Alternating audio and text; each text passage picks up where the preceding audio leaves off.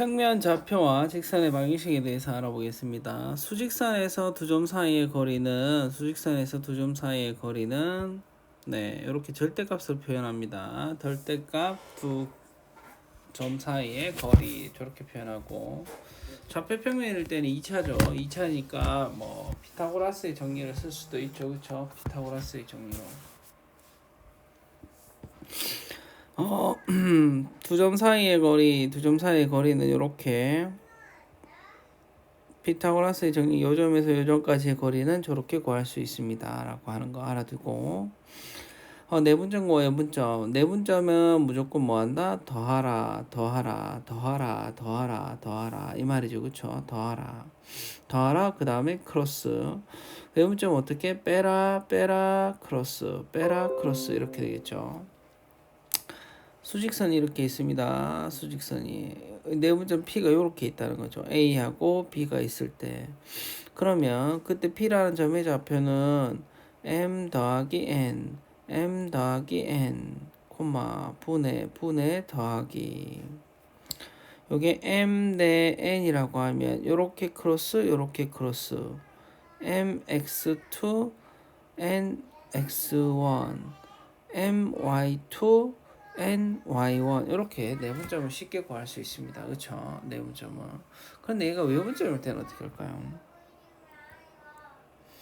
여기에 A하고 B가 있는데 P가 이렇게 있을 수 있습니다. 그래서 M 대 N이라고 Q라는 외분점이 이렇게 있을 수도 있죠.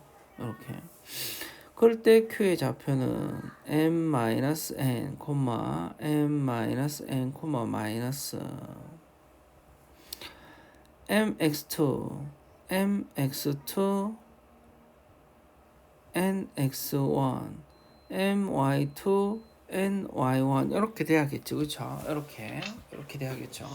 할 수 있겠죠? 예. 이제 여기 또 보면 다음 것 같죠. 외분점이 반대쪽에 있을 수도 있습니다. A하고 B가 있는데 Q가 여기에 있을 수도 있죠. 그래서 M 대 N으로 이렇게 외분하는 점을 어떻게 합니까? 그 외분하는 점 똑같다는 거죠. M-N, M-N 이렇게 콤마 빼기 MX2, NX1 이렇게 크로스가 되겠죠. MX2, NX1 MY2, NY1 이렇게 된다는 걸 꼭 명심하시면 되겠죠. 무게중심의 좌표, 이 삼각형이 50이라는 건데 삼각형이 50을 꼭 기억하셔야 됩니다. 일단 무게중심부터 할게요. 무게중심을 어떻게 하죠? 세 중선의 교점이죠. 그렇죠? 세 중선의 교점. 세 중선의 교점입니다. 세 중선의 교점. 성질이 뭐죠? 꼭지점에서 2대1 내분한다는 거죠. 그렇죠? 내분. 두 번째, 많이 쓰는 게 외심입니다. 외심은 어떻게 하죠? 수직 2등분선의 교점이죠. 수직 2등분선. 네, 교점이다라고 하는 거. 각 꼭지점까지 이르는 거리가 똑같죠. 내심은 어떻게 하죠? 내심. 각의 2등분선의 교점이죠. 각의 2등분선. 그래서 어떻게 하죠? 각 변에 이르는 거리가 같다는 거죠. 그렇죠? 각 변에 이르는 거리가 같다. 네 번째 뭐죠? 수심. 각 변의 수직인 직선의 교점이죠. 그렇죠? 각 꼭지점에서 그 변의 수선의 발을 내렸을 때, 수선의 발 내렸을 때, 네, 그때 만나는 교점을 수심이라 이야기합니다. 수심.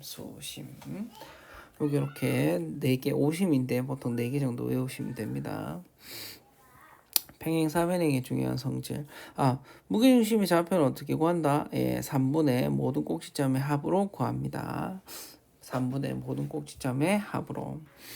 평행사변은 마주보고 있는 대변이 서로 평행한 사각형이고 대변의 길이가 같죠. 그랬을 때 얘네들의 성질이 뭐냐?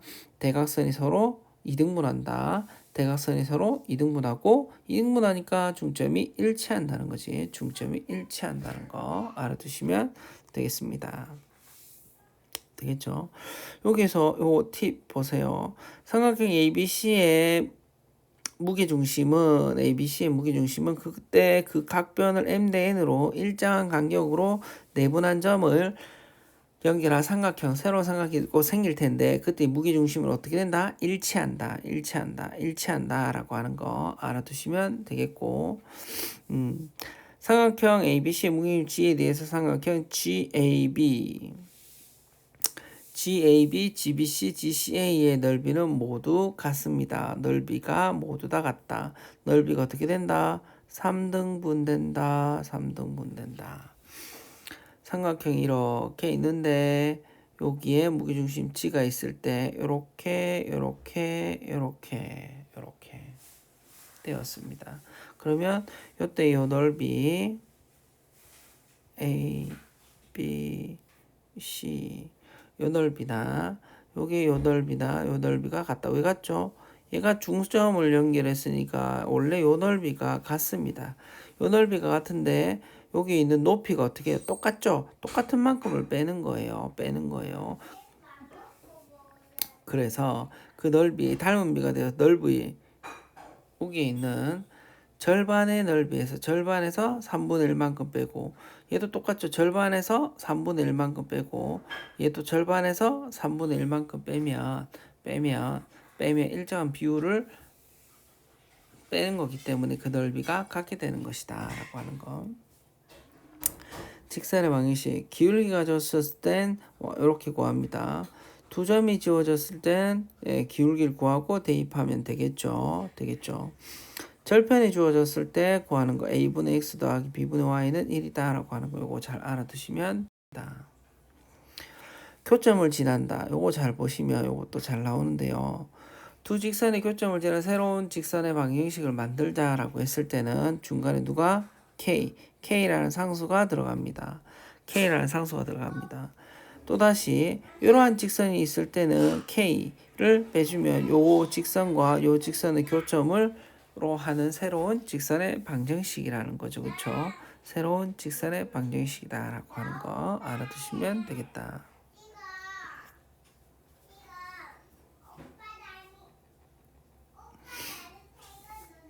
두 직선의 위치 관계를 한번 볼까요? 두 직선이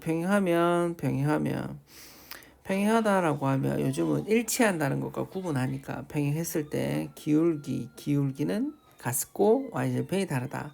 수직이면 두 기울기의 곱이 마이너스 1이다 라고 되겠죠. 요게 표준형일 때는 저렇게 하고 일반형일 때는 어떻게 하느냐. 일반형도 알아두시는데 평행할 때 A'분의 A랑 B'분의 B는 같고 C'분의 C랑 같습니다. 요게 y절편을 얘기한다. 수직일 때는 A 더하기 B'의 값이 제로입니다. 얘를 정리해보면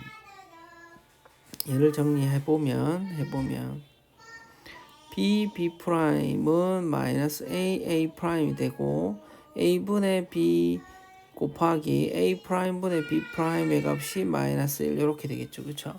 따라서 두 기울기의 곱이 마이너스 1이라는 것을 알 수가 있습니다. 되겠죠? 점과 직선 사이의 거리는 이렇게 나타낸다라고 하는 거. ax 플러스 bx 플러스 c라는 일반형에서 항상 분모는 루트 x합의 계수와 더하기 y합의 계수에다가 두 번째 직선이 이렇게 있으면 그 밖에 있는 점에서 x1, y1에서 수선의 발을 내렸을 때 이 거리를 얘기하는 거거든요. 그래서 항상 요 직선 밖에 있는 점을 대입해서 x1, y1을 이렇게 대입하면 구할 수 있다는 거 알아두시면 되겠습니다. 자초의 방정식이 잘 나옵니다. 자초의 방정식 식 만드는 거기 때문에 자초의 방정식 임의의 동점 P를 x, y로 나타낸 다음에 관계식을 표현하면 될 것이다. 그래서 요거 관련된 문제를 한번 자주 풀어보시고 얘가 시험에 잘 나오고 잘 묻는다라는 걸 한번 기억해 주시면 되겠죠? 잘 할 수 있습니다. 네, 화이팅!